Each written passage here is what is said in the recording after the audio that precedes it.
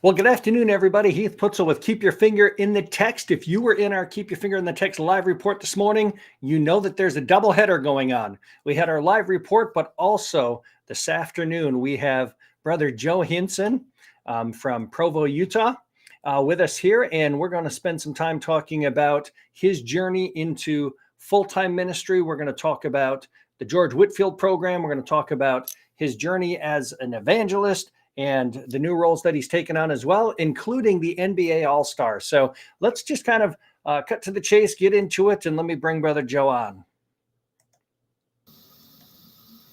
Hey, Brother Joe, how you doing? Doing all right, sir. How about you? I am doing well. Doing well. How are things in Utah? Cold. Yeah. I think that's the status quo for most of the country. Yes, sir. Yeah. It was 6 degrees a couple of days ago, and some of you guys are like, big deal. It was like -2 the other day. Sure. Yeah. So, brother, good to have you on again. Yes, sir. You know, kind of just talking about some things. You've been instrumental, at least in the George Whitefield Program, instrumental in SFOI as a gospel minister as a way of life, otherwise known as a vocational evangelist, but gospel minister as a way of life. And I wanted to kind of have you introduce yourself, talk a little bit about that, talk about the George Whitefield Program, talk about the NBA All-Star that's coming up after the Super Bowl and all those types of things. So, and anything else you want to add at the same time. Yeah. So kind of share with us overall, give us a little bit of an introduction. How did you come to Christ? Well, let's see. At the age of 18, I made a false profession of faith. I was a couple of weeks away from graduating high school, and I thought, I put this off long enough. My parents raised me in the church, mostly Protestant churches, Catholic church early on when I was young. But then as my dad took more and more of the burden of spiritual leader, he moved us to churches that he grew up in, which were Protestant, mostly Baptist churches. And so I answered an altar call in the evening service, and it was almost like a swearing in ceremony. And we just had one of those a couple of days ago. And I think he even had me raise my right hand, and he said, "Now repeat after me," like just what it is. Sure. And he said, "Dear Lord," and I said, "Dear Lord," and I can't tell you one thing I said after that. It meant so little to me, but I do remember at the end of it, the preacher, the well-meaning preacher, I grant that, he said, "Now don't let anyone take this away from you, because tonight you prayed the prayer, and that's how you know that you are truly saved, because this night right here." And so I left the church convinced of that, but every bit as lost as when I walked in. Okay. And that proved itself out when after finishing high school, finishing college, which was just a short little 2-year program that I was in, and getting married basically in 1997. That was. We moved up to Dallas, and the first thing to go was any kind of spiritual life at all. No attendance in churches anywhere. No interest in it. Didn't really miss it, and wasn't a gaping hole in my thinking at the time. And that went on. And at the end of that 5 years, we decided it was time to start our family, and found out we were pregnant with our oldest son. And we figured, well, we got to teach them right from wrong. So we should start going back to the church after, it's been a while, and maybe it's time. So we started going to a little local church, and even went pretty faithfully. And at some point after that, he even got baptized. And but the thing of it, looking back, it's very clear. If you take away the Sunday attendance, take away the momentary dunking in somebody's backyard pool, which was literally what it was, and sure, you can be baptized in a pool for real, but that was for me, it was just a dunking. But if you take those things away and look at the rest of my life, how I was living it, it was clear that I was at the center of my life. I was still living for myself, and still living for whatever pleasure I could give myself to, and just wanted to keep up appearances. Just wanted to look the part, wanted to be respectful in that sense. And that all changed when I was going back to the office from lunch one day. I was just flipping radio stations, and I landed on this one station where this one guy was having a conversation with another guy about the gospel. So I thought, well, what's going on here? And I started listening in intently, and at one point it became very clear that the lost guy, he was a homosexual, and I haven't struggled with that, but one thing I was taught in these legalistic churches was like, you just leave them alone. You just don't talk to them. And Sure. And here was this faithful Christian just seeking to respectfully, kindly demonstrate the gospel, explain the gospel in as clear and plain a way he can make it to this guy, and he wasn't even fazed. Like the guy admitted that you should probably know that I'm a homosexual, and the guy's like, well, I had a feeling, but I wasn't going to bring it up. I want you to know this. I want you to know the gospel, and he just kept pressed right on with the gospel, and that kind of hit my ear funny. So I started listening to the show faithfully, and this was back when podcasts were just starting to take off, and so I found out they had a regular podcast. Started listening to that, and the guy would have little snippets of really solid preaching from guys like John Piper and John MacArthur and Bodie Balcom, and then he would mix in little testimonies. People could call into a testimony line, share their testimony, and just to encourage us. Sure. And they would get to the part where they realized that they needed Jesus, and many of them couldn't even get through it. It was such a meaningful moment for them, and that wasn't the case for me. And they would all say, and my life has never been the same, and my life never really changed. And it all kind of came to a head in my cubicle when I was thinking through these things. I said, okay, wait, if my life isn't different, that means I'm not a Christian, and that means because I don't have a testimony, and that means that God should justly send me to hell, and that's what I deserve. That's what I earned for myself, and I was in that moment I was thinking, yeah, and I can't really offer a defense. My mouth was stopped. I couldn't say yeah, but it wasn't my fault. It was this. No. It was, I was guilty, and I knew it, and in that moment, it was in my mind. I was seeing all of my sins were swirling around me. All the things that I would go to for comfort, that I would go to just to let off steam, that were mine, that were a part of who I am. In that moment, I was ashamed of all of it, and I knew that I deserved hell, and that was when all that was happening in my head. In the middle of all that, that's when the cross just kind of slammed right down to the center of it. And wow, that's when I understood. That's why Jesus came. Jesus came to save sinners. I'm a sinner, and Jesus came to save me, and I believed, and I can't really explain it more succinctly than that. I mean, if something was different, it was like all these little tumblers in my head, just boom, boom, boom, boom, boom. They just fell into place, and I just got it. I just understood. Sure. And I haven't been the same since. And you can ask people who are close to me, and they will testify that is true. That I am a different man than the selfish one that I once was. I'm not perfect. Still got a long way to go. By God's grace, but I much more prefer this path I'm on than the one I was on. So. Sure. Yeah. Sure. So, kind of growing up in church a little bit, false profession of faith, all of a sudden, the weight of your guilt, your sin, the weight of the cross, the grace of Christ, kind of what happened after that, I guess you could say. How has life kind of progressed now in light of the true grace of Christ? Yeah, well, so one of the first things that I did was I went home that night, and I was still speaking kind of in the present tense because it hadn't like settled in like what just happened. And I said to my wife, who still married to, that was, I don't know, almost 20 years ago now. Yeah. She's still puts up with me. I said to her, I think we have a problem. And she was like, ready to hear any kind of, earthly temporal issue, like what? Would you lose your job, or what do you got? Like, you're sick? What? Anything. Could have been anything. I said, I don't think we're Christians. I don't think we're saved.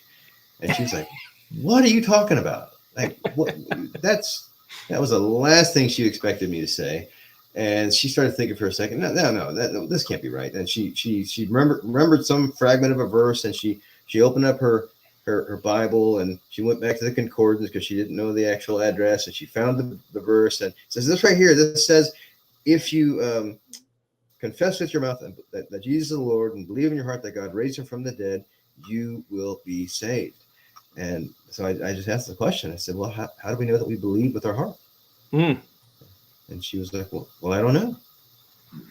Yeah, well, there's other things to go with that would say that this is something that we need to probably understand. We need to probably dig into this more, because this is pretty important. This is eternity. And so that started a series of conversations for the next several months. And it wasn't me just like taking my Bible and beating her over the head with it. I was just saying, hey, how are you doing? How are you doing with that? And I'll try to answer questions if she had them. And as I was just learning and still growing, just at the very start of things, and within a handful of months, 4 or 6 months, I'm not sure what, but she came to faith, and truly confessed, because she had made a false profession earlier than me at the age of 14, I think. Okay. And so and so now we were equally yoked again at that point. So thankfully, and so pretty early on, I started looking for ways to step out and share my faith. The ministry that I found just flipping radio stations was a very direct, deliberate evangelistic ministry. It was back when Todd Friel was still a part of Way of the Master. So the Way of the Master Radio. Sure. Coming into the body of Christ through this evangelistic ministry, it was just kind of some of the DNA that landed on me, and so I started trying to do that in my own right. Couldn't work up the boldness to try and do what Ray would do, but I tried to do initially get into one-on-ones with people, and just kind of stumble my way through it, and didn't really have a whole lot of answers for their questions, but would try to leave them with like just a really sloppy walkthrough of like the good person test, and say you need Jesus at the end, and just a simple little witness that it was. And then for some reason, for a season early after that, I drifted out of that. I think the church that we were, the well-meaning church, I say that they were well-meaning, a church that I was a part of, they kind of got roped into the missional movement, and like they were saying, oh, here's what you're going to do. Don't worry about being so direct and just going and talk up to strangers and talk to them. You're going to build gospel into your life, because you already have parties. So you're going to invite people over, and when you pray over the food, here's something you can pray, gospel oriented, and just have the conversation. And if anybody has questions at that point, you can answer them. But the thing is me and my wife, we're not party people. Right. And it takes a lot of energy for us to do that. And what ended up happening is we would spend all this time trying to plan an event that would never actually happen, and no gospel was going out. And I just kept getting a deeper and deeper conviction over that. Like at the end of the day, we just, I'm overcomplicating it, putting all this other stuff connecting to it. I just need to get to trying to the gospel again. And so that's kind of got birth to or maybe reawakened back into me later on. So Sure. So you started listening to the Way of the Master Radio, kind of tried to work through there's planning parties, things along those lines. When did you kind of progress into kind of taking hold of as Josh, I think, just said, preaching in the square, open air preaching. How did that all come about? Well, so I guess this would have been about 2014, I think, somewhere thereabouts. A friend of mine who I met through an online chat room that had like different I don't know what's the word then, different topics of discussion, and Sure. so that you had like atheist rooms and Christian rooms and painter rooms and photography rooms. So yeah, it was kind of one of those things. And so I was I found out about through listening to Matt Slick, because started listening to his show as I found out about him. I think kind of through Way of the Master. I think he was on as a guest, so I started listening to him pretty regularly, and he would always talk about this place called Pal Talk. And in Pal Talk, I met this this old preacher man, had a really old backwoods voice by the name of Ed Romine. And he would preach there in his room, and then he would talk to the people who were hanging out and converse with them. So I met him there, and we became fast friends. And then I found out he wasn't an old man; he was a young college age man. And so he mentions, "Hey, I'm going to be going to Southwest," which was in Fort Worth, which was maybe an hour from me, in Denton, Texas, where I was living at the time. And he's, we should go out and do some evangelism, do some open air preaching or something like that one of these days. And I was like, yeah, sure, Ed, we'll do that. And just didn't think anything else of it. And sure enough, I get a call a few months later, kind of unexpected, kind of out of the blue, and it was Ed. And he's, hey Joe, we're going to be on the Denton Square here in a little bit. We're going to be doing some evangelism, some preaching. When can you be there? And didn't leave me out. He just assumed you're already agreed, so I'm calling you on it. You're coming. When can you be there? And I said, well, Ed, I guess I'll be there in about 10, 15 minutes. And I showed up. And the first week, I think I was just passing out tracts and kind of observing, and nervous as all get out. But the next week, I went back, and they were there again. And I asked, hey, can I give it a go? I think I want to give it a shot and see how it goes. And I had prepared what I thought was about 15 minutes of notes, and I stood up, and they put the mic on me, and I was standing on a step stool, and I proceeded to vomit out all of those notes in about 3.5 minutes. I'm betting, but it probably felt like 40 minutes. But I'm pretty sure it was started and done in no time flat. And everybody there, especially Ed, were like very encouraged and encouraging me. So that's how I did a really good job. And the gospel is clear in it. And I just, ever since then, I just kept moving and growing. And this became what I wanted to study and grow in and expand into. This is what I wanted to be a part of and be a regular ministry output for me. So yeah.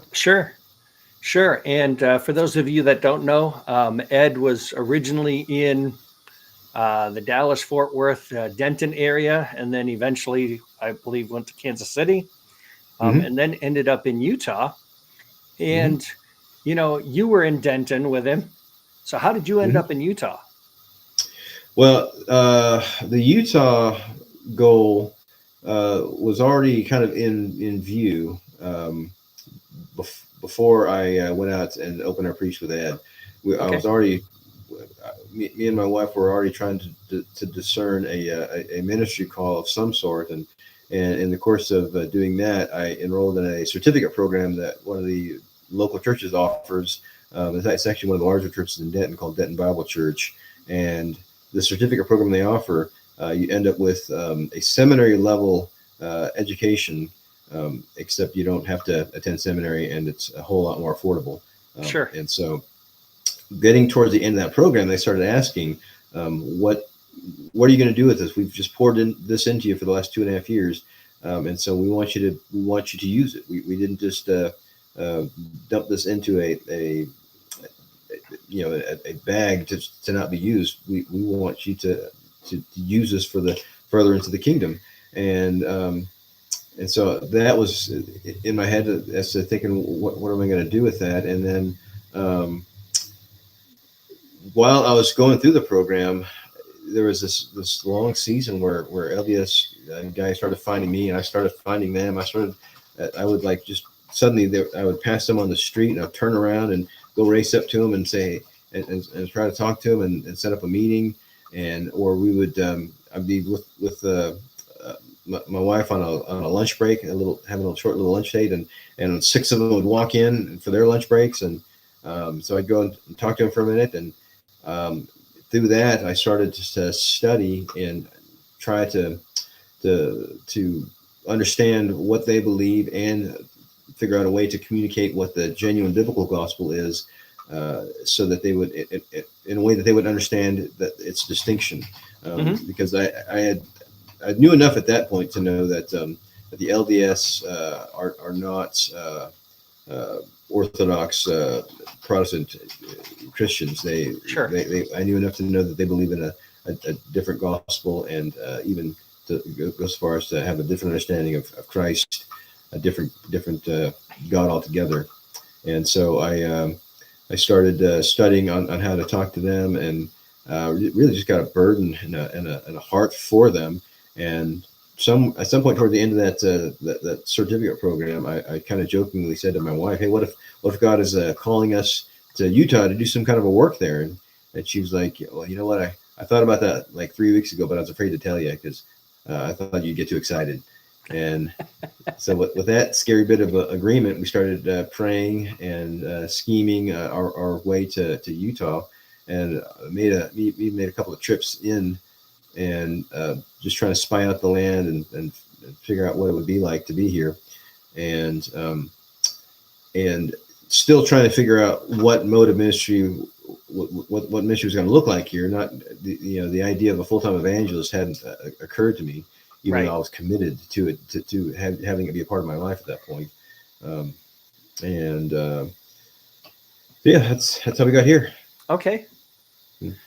You talked a little bit about you weren't really committing to that full-time, evangelist or gospel ministry as a way of life. So at what point, how did you know, hey, gospel ministry is going to be a way of life. This is how our life is going to change. Share a little bit about that. Yeah. So within a couple of those outreaches, after my first go around, I started going out pretty regularly with Brother Ed and another dear brother, Taylor Callan. Started going out with them pretty regularly, and I kept hearing them talking about, we got to get ready for Super Bowl. We got to get ready for this. I need to get some more guys on the team. And I was like, what are you guys talking about? And it sounded this very exotic sounding kind of like secret mission that they're on or something like that. What are you guys talking about? Oh, you wouldn't be interested in it. No. What is it? What is this? What about the Super Bowl? What are you talking about? So, we're a part of this ministry that one of the things that we do is we go to the Super Bowl and we do what we just did here. We just spend the whole weekend doing this, preaching the gospel to all the people there. And I thought, man, I think I need to be a part of that. So can you send me some information on it? Are you sure? Yeah. Send me the information. I want to know about it. And so I applied, put in my application, and my first Super Bowl was, I guess would have been 2015 Phoenix, I think. Is that right? Yeah. I think so. That might have been where did I first meet you at that one? Might have been. I'm not sure if it was that one. I know for sure San Francisco. Yeah. So the first Super Bowl, I was totally deer in the headlights. I was just trying to observe and be a part of it, but it was all just kind of racing by. Then I went to the next one in San Francisco, and actually Ed was my team leader on that one. Yes. And that one, I was finally, pace of it slowed down enough for me, so I was actually listening more at what was going on around me, and that's when Bill got up and said, "Hey, if you guys are interested in doing something like this full time, we would love to help do that for you, facilitate that for you. We have a program called the George Whitefield Program, and if anybody's interested in being a part of that, come and talk to me, and I'll explain how the whole process works." And so I kind of filed that away, and was talking to my wife about it, and thought, well, you know what, I ought to talk to Bill. I ought to see what he thinks about it, and so interesting circumstance. I was the company I was working for sent me to Atlanta for some training. Actually, what's the other town around there? Roswell? No, not Atlanta. Well, it's not important. It was near Bill. Okay, Alpharetta, sure. I think. Oh, I sure, think sure. Alpharetta. Yeah. Yeah. And so I sent Bill a message saying, "Hey, I'm going to be in this area at so dates. I'd love to talk to you, meet up, talk to you about the George Whitefield program and being a part of it." And yeah, he had actually already relocated 2 hours away to where he is now in Tennessee, and but he made the trip down just to meet with me, and and gave me his good bit of his time, just ask questions, and thought about it, and the next step was to sign up to come to the summer training, and that's I've been a part of it ever since. So okay, all right. Yeah, you've been kind of a foundation, I guess you could say, of the George Whitefield program. So you shared just a little bit about it, but kind of talk a little bit more about the program itself, the George Whitefield program. Who is it designed for? What goes on? I mean, kind of give us some insight.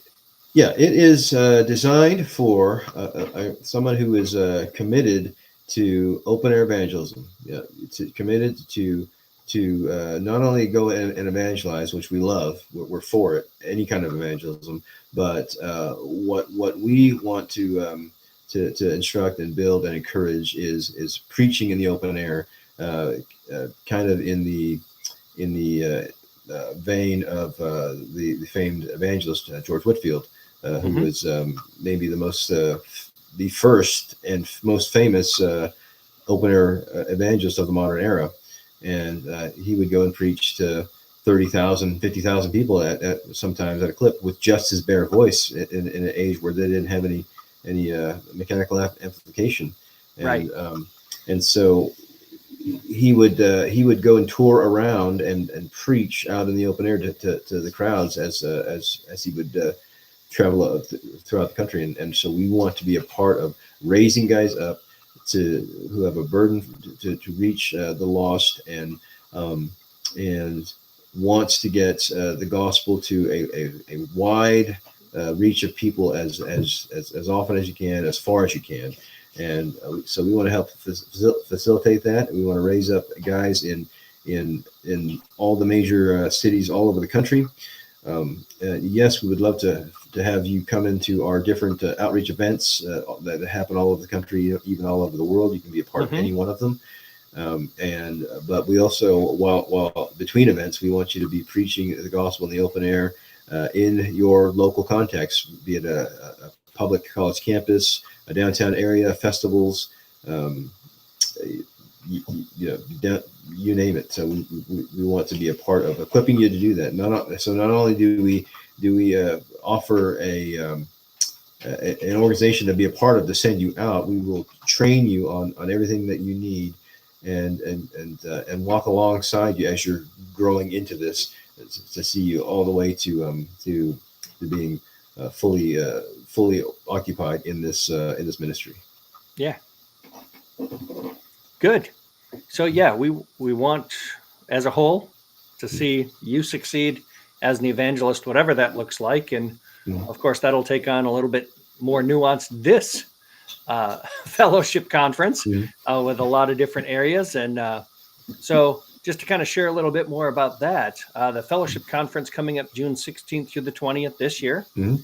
And supporting that area, we have two main tracks, I guess you could say. Mhm. That is Gospel Ministry as a Way of Life, which Bill will lead you through. What's it look like to transition to gospel ministry as a way of life? Mhm. We focus in on a Keep Your Finger in the Text workshop. And then two new tracks this year. If you want to get started in understanding biblical Greek, we're Yep. going to add a Greek class for that week.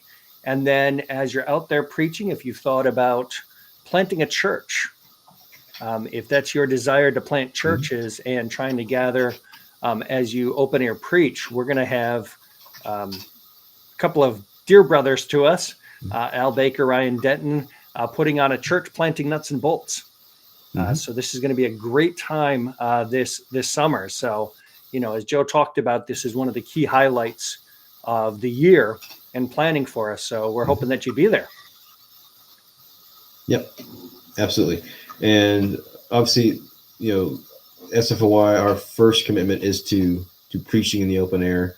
And as a testament to that, everyone that are going to be doing the instruction are all committed open air evangelists while they're doing, other things. And so we want to encourage that. We are in as wanting to grow an open air evangelist ministry and see more men come up. We are committed to building preachers to come and preach in the open air. So yeah. So kind of scrolling down below there,